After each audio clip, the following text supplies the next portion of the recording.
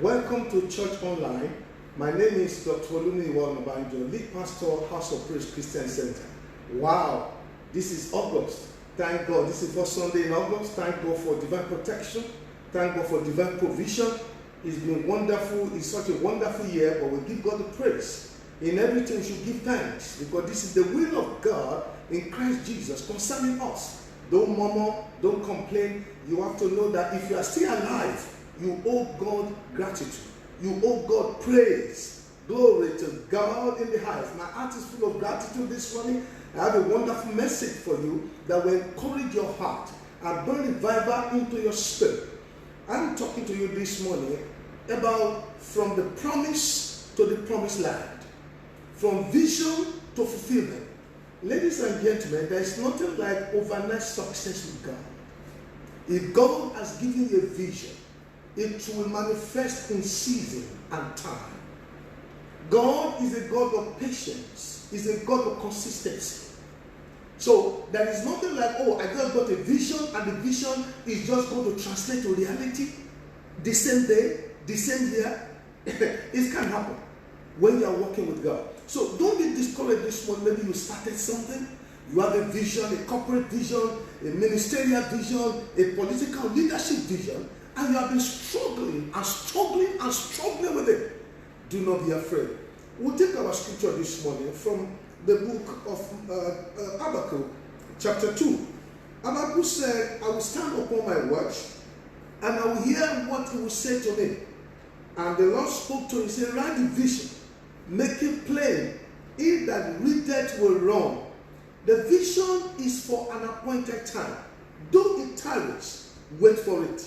It will come to pass. Oh my goodness. Wait for it. So every vision is battered at an appointed time. There is no vision that God will give to you that you will not have a reason to wait for it. Every vision will tarry. No matter your prayers, no matter your struggle, no matter your doggedness, every vision, that is what I call divine pattern of manifestation. Every vision will require you to wait on it. Has God spoken to you about something noble, something very generational? Maybe you have a very big vision and you're already getting tired. You are looking for capital, you are looking for help, you are looking for assistance. Don't be discouraged. It will definitely speak if you don't give up. Now, to corroborate that position, if you look at the book of Hebrews, chapter 6, from verse 13, Apostle Paul was speaking here. He said, for when God gave a promise to Abraham, we are talking about from promise to the promised land, from vision to fulfillment, from prophecy to manifestation. When God gave a promise to Abraham, because he could swear by no one, he swore by himself, saying, surely in blessing I will bless you, in multiplying I will multiply you. Oh my goodness. And so after he patiently endured, he obtained the promise. After he patiently endured, he obtained the promise. For men indeed swear by greater, and an oath for confirmation is for them an end of dispute. But God, determined to show more abundantly to the heirs of promise the immutability of his counsel, confirmed by oath, and by two immutable things, in the which it is impossible for God to lie. From this you might have a strong consolation. Those who have fled for refuge, to lay hope on the hope that is before us. Hallelujah. So, as I started at the commencement of this message, there is no overnight success when you are carrying a God-given vision. Vision requires time. The Bible says that by wisdom a house is built. If it's from God, it will take time for you to build. Do you have a vision for a beautiful family? You will have to build it. You have a vision for a fantastic maybe organization? You have to be patient to build it. Do you have a vision for a ministry? You have to take it from foundation. Nobody builds a house from 15 stories. In fact, if you are going to add a very impressive structure, the foundation is what takes most time. Because the durability of every structure depends on the foundation. The foundation of your marriage, the foundation of your home, the foundation of your ministry, the foundation of your corporate vision, you have to make sure that it is rock solid, because everything is going to rest on the foundation. People have said that difficult roads lead to beautiful destination. Difficult road, the fact that it's difficult now does not exclude God. Do you know in the book of Deuteronomy chapter 8 verse 15 to the children of Israel, he said, and God deliberately took the children of Israel and passed them to the wilderness. He knew there was a shorter way. He didn't pass them to the shorter way. He said, if I take you to the shorter way to get to the promised land, you will run away from war. You will not be mature. You will not know what it takes. So God took them to the wilderness to test them, to humble them, to know what is in their heart. He had to take them to a school so that they can be able to trust him. And then he had to prune them. He had to process them. Glory to God. So, when you are on the path of destiny fulfillment, if you're on the path of fulfilling a vision, now I want to talk a little bit about vision. Most people, when you hear about vision, you're always thinking about church. You're always thinking about spiritual vision. No, that's not the only. Yes, spiritual visions are there. People have corporate vision, political vision. People have vision to have the best school in Africa, maybe the best university, the best secondary school. Maybe you have a vision to build the best hospital, cardiac hospital in the whole of Africa, or the best art hospital. You have a vision to take care, to have the first school of the blind, physically challenged people. So the vision is beyond church only. Maybe you have a vision to contribute to the political landscape. You have started, you want to contest in House of Assembly, you want to go to the House of Representatives, you want your voice to be heard in the political landscape of Nigeria.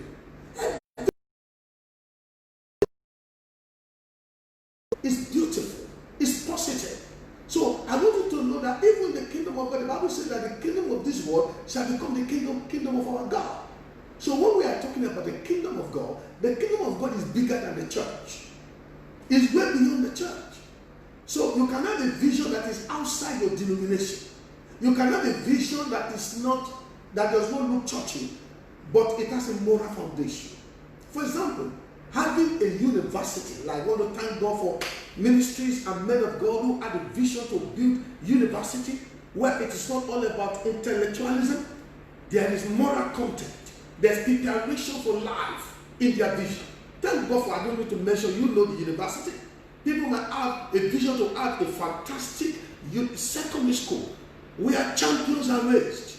People have a vision to have the best hospital in your environment. You may have a vision to have the first sports academy. So visions are very beautiful. Once it is positive, it is noble, it is godly, it will help our society. So don't abandon your vision because of one uncommon challenges. There is no visionary or vision or a visionary person or a visionary personality that will not go through uncommon challenges, but don't give up. Number two, unusual opposition. So expect uncommon challenges. Number two, unusual opposition. That doesn't mean that God is not with you. No. The presence of God does not immune us from challenges. The presence of God does not kind of pamper us. When you are walking with God, get ready for battle. When you are walking with God, get ready for seasons of prayers, seasons of fasting, seasons of struggle. So if you are going through difficult delays, it doesn't mean that God is not involved. Or you are going through seasons of trials and tribulation. Now, men of God have confirmed that if you are carrying something that is supernatural, extraordinary, the devil will notice you. Environment will notice you. In the spiritual realm, you will be identified. So I see people say that, oh no, I started something beautiful the other day, I had to close it down because I had challenges. I started something wonderful, I had to close it down because I couldn't cope with it. Okay. Don't quit. Praise God. I want to use the life of a man of God to explain to us, to drive my point home better, the life of a servant of God. His name is called Caleb in Scripture. Caleb was a man that God gave him a vision. God gave him a promise. God told him because of his faithfulness. God spoke to him. And when God speaks, he may not tell you the time it will take for the fulfillment. That's the problem. When you are working with God, He doesn't tell you everything, because if God knows that if He tells you everything, you are going to run away. You are going to abandon your post because you don't want to. You might feel unprepared, unready, or ill prepared. You might feel unfit to face the challenges that is required to fulfill your vision. Now, Caleb, a great man of God, in the book of Numbers, chapter 14, that was when Caleb first appeared in Scripture. In chapter 13,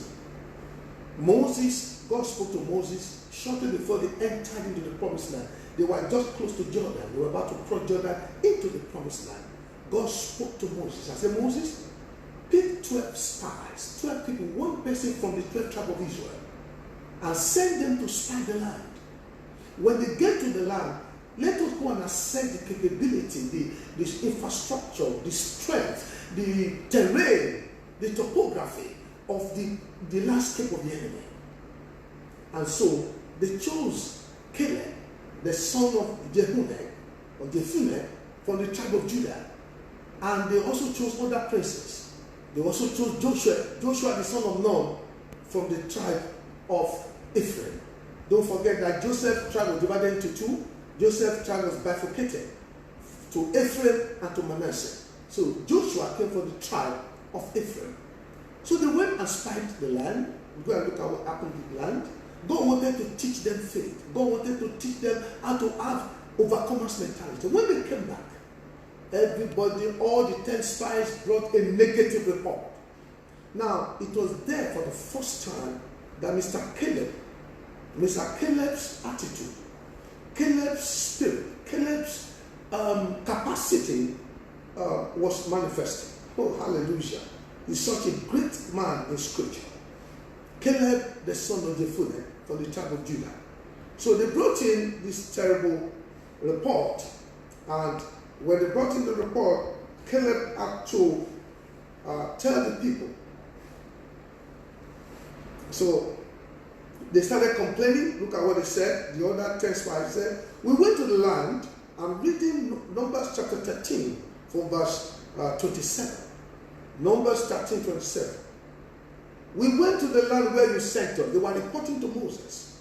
It truly flows with milk and honey, and this is the fruit. Nevertheless, the people dwell in the land are strong. The cities are fortified and very large. Moreover, we saw the descendant of Anak there. The Amalekites dwell in the south, the Hittites, and they went on with this negative report. Verse 30. Then Caleb stood up and quieted the people before Moses. Nobody told him to do this. He was irritated by the negativism. He felt uncomfortable by the negative report. Such is the kind of person. That's what the Bible says. Another spirit was on him. He said, let's go right away. Let's go now at once to take possession of the land. For we were able to overcome it. For the men who had gone with him said, we are not able to go against the people, for they are stronger than us. And they said, the land through which we have gone to as spies, the land that devoured the inhabitants, all the people that we saw in the land of great stature. There were giants in the land, and we were like grasshopper in our own sight, and also in the sight of the inhabitants of that land. Now, so Caleb was that kind of person. Him and Joshua, they demonstrated strength and grace. So God made a statement. God was angry because he told the children of Israel, he said, you have always rejected me. I showed you signs in Egypt. I divided the Red Sea. I've done so many things for you. You are always, I divided so many things for you. I provided manna. I've done so many things for you. You are always doubting me. And I said, but my servant Caleb, in whom is another spirit.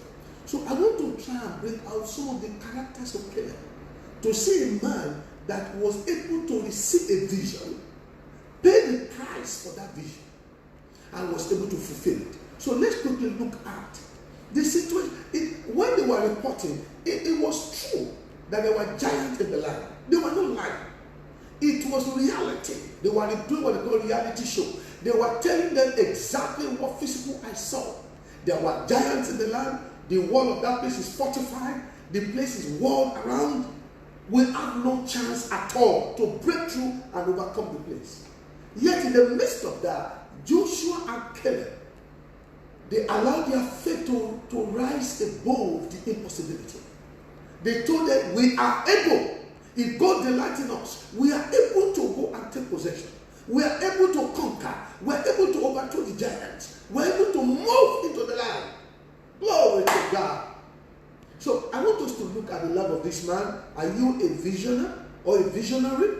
Are you carrying a vision?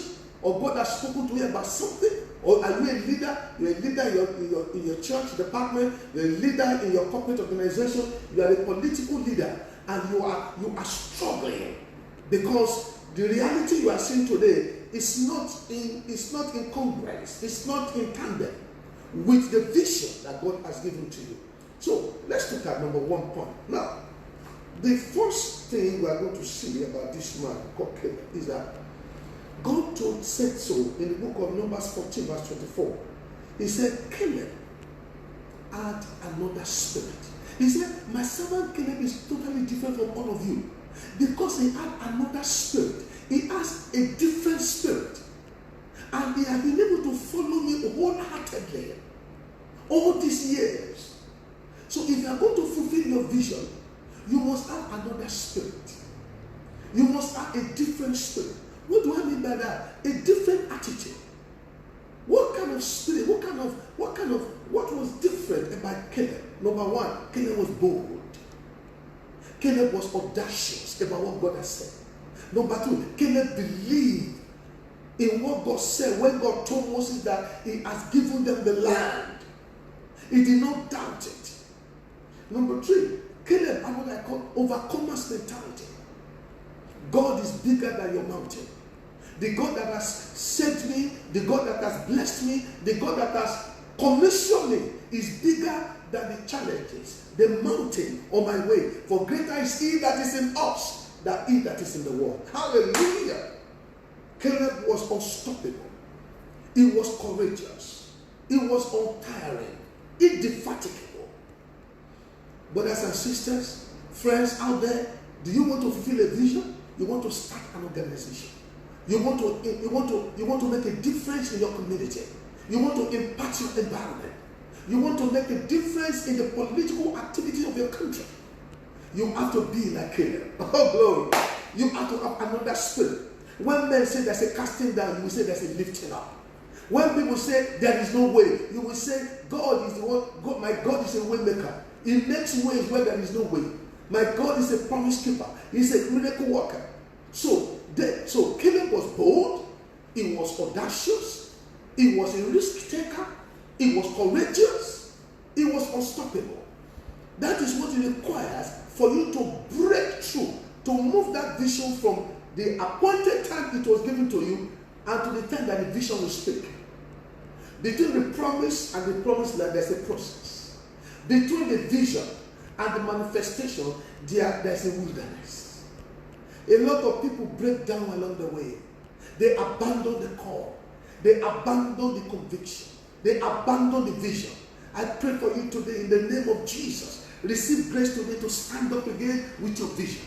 I pray for you today. Receive grace today to stand up and give it what it takes to move from the promise to the promised land. Number 2, Caleb followed the Lord totally. In other words, he had no plan B. The children of Israel, some of them had plan B. They said, let us create a leader and go back to Egypt. All the time that they were in the wilderness, they always had plan B. And when you are working with God and God has given you a vision, there is no plan B. You will have to totally commit to it. The children of Israel, as soon as they encounter a difficulty, they will tell themselves, "Oh, it would have been better for us to stay in Egypt. Why not better for us to have been destroyed to remain a slave forever? Why are we now going to die in the wilderness?" And that statement grieves God. Like some Christians will say, "When I was an unbeliever, I was making money. Before I gave my life to Christ, things were easy." Don't ever make that statement at all. Because the Lord that translated you from the kingdom of darkness into the kingdom of His dear Son has called you to a specific inheritance. There is an inheritance for you. For those He has predestined, He has called. Romans chapter 8. Those He has called, He has justified. Those He has justified, He has glorified them. Christ in you is the hope of glory. So quickly, the Bible says that Caleb was totally committed, wholeheartedly, to what? To the inheritance that God has promised him. He refused to doubt. Let's take the third point. We are learning from how a man can carry a vision. It's like a pregnant woman from conception to delivery. 9 months. Now, he held on to, the number 3 point is that Caleb held on to the promise tenaciously. He refused to drop it. He then did not overtake the vision. The Bible said that write the vision and make it plain. He that readeth may wrong. So that's it. Are you holding to that vision tenaciously? Are you holding on to it? Don't drop it. Some people have said, "Oh, I started this wonderful thing." Some people started after me. They have made it. I don't know why I'm not making it. Maybe I'm under a curse, or they have cursed my generation. Christ has redeemed you from the curse of the law. Curse is it that was under the tree. Number 4, you have to be strong. Caleb said in Numbers 14, verse 11, Numbers 14, he said, "I have been strong. I am strong from the day that God spoke to me when I was 40 years. By the time he was about to claim his inheritance, 45 years has passed." How can a man carry a vision for 45 years? And he was telling Joshua, because of this time when they entered the promised land, Moses had died. Joshua was the one that was apportioning the land. So it was time to apportion land for the tribe of Judah. So Caleb had to remind Joshua. You know what this man said? He said, "The same strength I had 45 years ago, I still have now, to go and possess the land." If you are going to fulfill the vision, carry that vision from incubation to manifestation, you have to be strong. Be strong and courageous. That's what God told Joshua. Be strong and courageous. The next point. Caleb, the man that we're looking at his life, he had passion for the vision. He was alive with passion. His desires never waned. Despite the years, he did not abandon it. He did not put by the wayside. Have you abandoned that vision? I'm talking to you out there, my friends. You that woman, you that man, you that young girl, you that young man. Have you abandoned the vision? Caleb for 45 years, he was alive with the vision. He was passionate with the vision. He was ebullient. He was alive with the vision. Oh my goodness. Everybody that lived around Caleb knew that Caleb was vivacious. Caleb was not going to allow anything to steal that thing that God has spoken to him about. I pray for you today that the grace of God shall be strong upon you. You are not going to abandon that vision. What is the next one? Don't give up. Don't give up concerning your inheritance. Because how can a man at 85 years be demanding for his inheritance? I want to say here, there are people out there, God gave you a vision, and your age is not so much on your side. You are getting old. You are looking at your 58th birthday. You are looking at your 68th birthday. You are looking at your 78th birthday. And you are saying that, "God, where is the fulfillment of this vision? God, what you told me." Don't forget that our current president in Nigeria contested at how many years? 71, 72, or 70. We had a government in Ondo State that was in the 70s. Oh, glory to God. Hallelujah. So don't allow age to discourage you. Stop comparing yourself with young men. "Oh, look at me. How can I compete when a young man of 25 years, he has fulfilled his vision at 50? Don't Bible say that comparing ourselves with ourselves is foolish. And I'm rounding up now. No person can stop you except you stop yourself. Nobody can stop you. Refuse to be stopped. Don't mess with me. Or you will see in the same environment, you will see a lady, she will battle with her children, she will go back to school, she will fight on all fronts, she will save money. Ah, goodness me. I have seen people who are self-made. They will finish primary school and go and work. They will finish secondary school, go and work about 4 or 5 years before they enter university. They will work while they are in school to be able to get a degree. And in all these things, they will conquer so many others. That was not the case for Caleb. Don't let anything stop you. Caleb did not allow age to stop him. He didn't allow opposition to stop him. The wilderness experience where there was scorpions and scorpions, he didn't allow it to stop him. He was strong. He was alive. I want to pray for you right now out there. Do you have a vision? Has God given you a plan?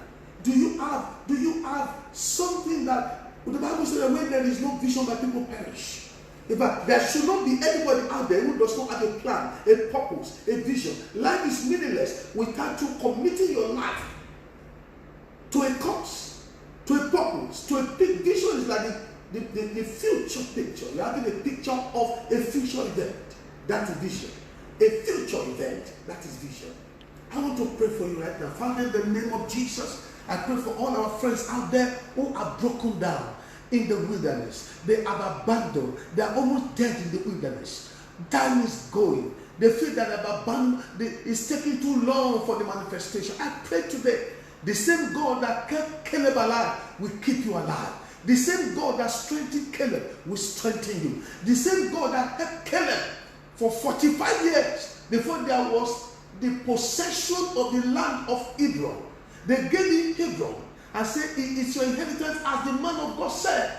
In the name of Jesus, I pray for supernatural empowerment, supernatural revival for you. You will be strong. You will stand up from the ashes of discouragement. You will stand up from the quagmire of desolation and despondency. You will possess your possession. Thank you, everlasting Father. If you are there, you are not born again, I pray today that Christ will touch your heart. The Spirit of God will touch your heart. God will turn you around, and then you'll be able to fulfill your purpose. Blessed be God forever. Hallelujah. Glory to God. I trust God that you have been blessed by this message. From the promise to the promised land, you will pass through the wilderness. Don't break down. Don't give up. God is on your side. The presence of God does not immune you for uncommon challenges. The presence of God with you does not excuse you from difficult challenges. It does not excuse you from season of trial. Glory to God. My name is Dr. Olumuyiwa Onabanjo, lead pastor, House of Praise Christian Center.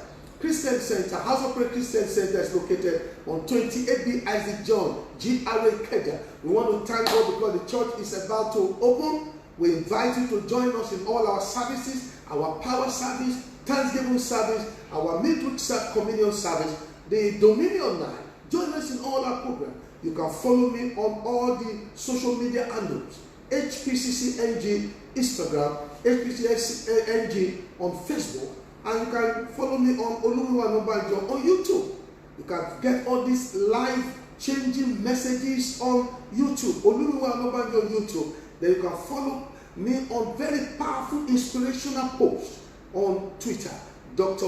Onabanjo on Twitter. God bless you mightily, and I pray for this country that God is going to bless our president. We pray for the governor of Lagos State. God is going to bless him, and God bless all corporate heads and leaders of communities. That as we progress in the story and the journey of making Nigeria a better place, we shall not be discouraged. See you at the next broadcast. God bless you.